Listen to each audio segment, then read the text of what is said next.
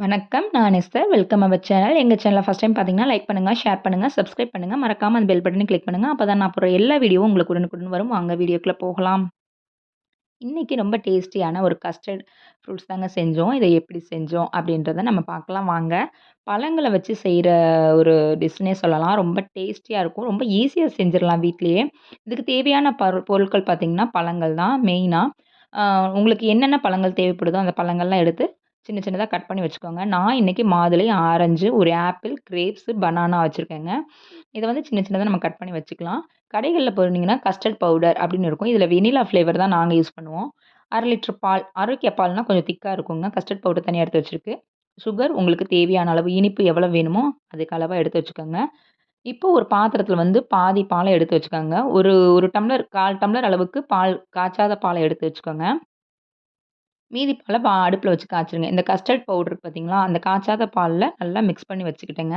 இப்ப பால் நல்லா பொங்கி வர ஸ்டேஜ்ல நம்ம எடுத்து வச்சிருக்கிற சுகர வந்து ஆட் பண்ணிடலாங்க. ஆட் பண்ணிட்டு நல்லா இந்த மாரி சுகர் கரையிற அளவுக்கு கிண்டி விடுங்க. அதுக்கப்புறம் நம்ம எடுத்து வச்சிருக்கோம் பார்த்தீங்களா, இந்த கஸ்டர்ட் பவுடர் காய்ச்சாத பால்ல, அத கொஞ்சம் கொஞ்சமா இந்த காய்ச்சின பால்ல ஆட் பண்ணிட்டு, அடுப்பு சிம்ல வச்சுக்கோங்க. ஒரு 5 மினிட்ஸ் நல்லா கிண்டிக்கிட்டே இருந்தீங்கன்னா, ஒரு ஒரு திக்னஸ் ரொம்பயும் கெட்டியாயிறக்கூடாது. ரொம்பயும் தண்ணியா இருக்கக்கூடாது. ஒரு மீடியம் லெவல் ஒரு 5 மினிட்ஸ் போதும்.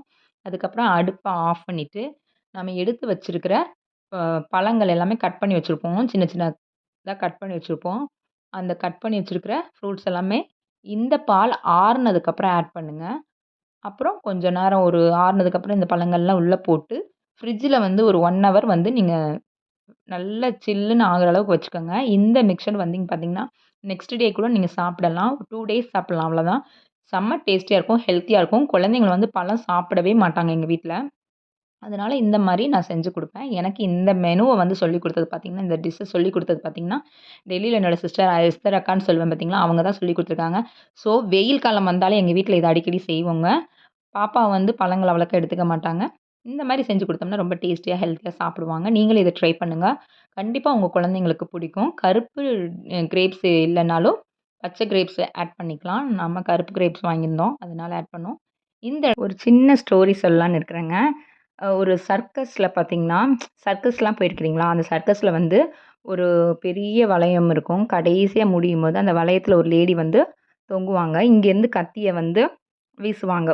ஒரு ஆள் வந்து கத்திய வீசுவான். அந்த கரெக்ட்டா பார்த்தீங்கன்னா, அந்த லேடி மேல படாம, அந்த ரவுண்ட் வளையத்துல படுங்க. இந்த மாரி வந்து செய்வாங்க. சர்க்கஸ்க்கு போயிருந்தீங்கன்னா உங்களுக்கு தெரியும்.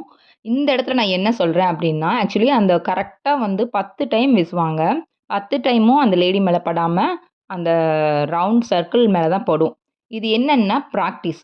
ரிப்பீட்டடா நம்ம ஒரு விஷயத்த நம்ம வந்து பிராக்டிஸ் பண்ணி வச்சுட்டோம்னா, ரொம்ப ரொம்ப லைஃப்ல யூஸ் ஆகும். எப்டின்னு பார்த்தீங்கன்னா, அந்த இடத்துல வந்து ஒரு நாள் அந்த சர்க்கஸ்ல ஒர்க் பண்ற அந்த லேடிக்கும், இந்த கத்தி வீசுற அந்த ஜென்ட்ஸ்க்கும் வந்து ஒரு ப்ராப்ளம் ஆயிடுது.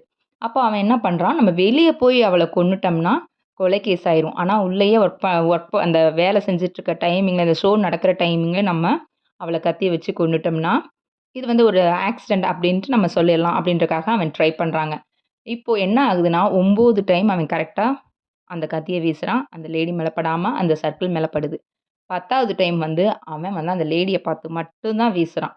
ஆனா, அந்த 10வது டைம் பார்த்தீங்கன்னா, அது சர்க்கிள்ல தான் போய் விழுகுது. அவ மேல படல.